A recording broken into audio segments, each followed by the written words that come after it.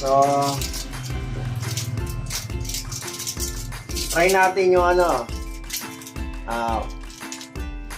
it's a fact or it's a false.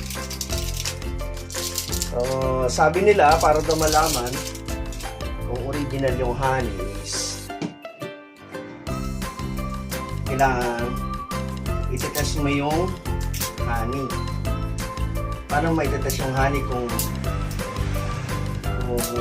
totoo siya o hindi is meron tayong honey then meron tayong posporo. Ayan. So sabi nila para malaman mo daw na 100% yung honey is ayan, wata ang kapiraso, konti lang, konti lang. Tapos wata tayo ng palito. Sabi kasi sa science na ang honey daw pag pure is almost made of wax. Eh, pag hindi ito pure at hindi sumilab tong palito na to is ano siya, hindi siya pure honey. So ibig sabihin may tubig kasi nabasa. So dapat hindi mo babasa to. So ayan. So binasa na natin yung honey yung palito ng honey.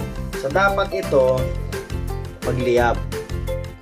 Pag hindi ito nagliyab, ibig sabihin may halong tubig. So pag ito nagliyab, ibig sabihin ano siya, made of pure honey.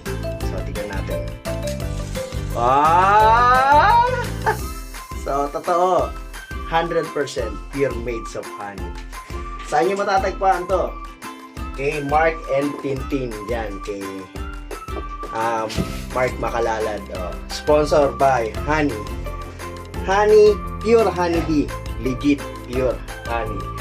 So, mabibili nyo lang to kila Mark and Tin. Mac and Tin. Mini grocery. So, paano boys and girls? Bye-bye! Iwan agad siya na gusto niya mag-study. Kung sa ibang tips naglaro dito si Bruder na hindi ko nang malaki ang media market at yung average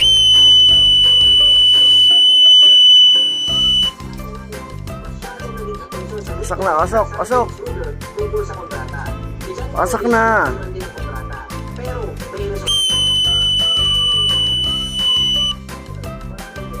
Asak na, asok.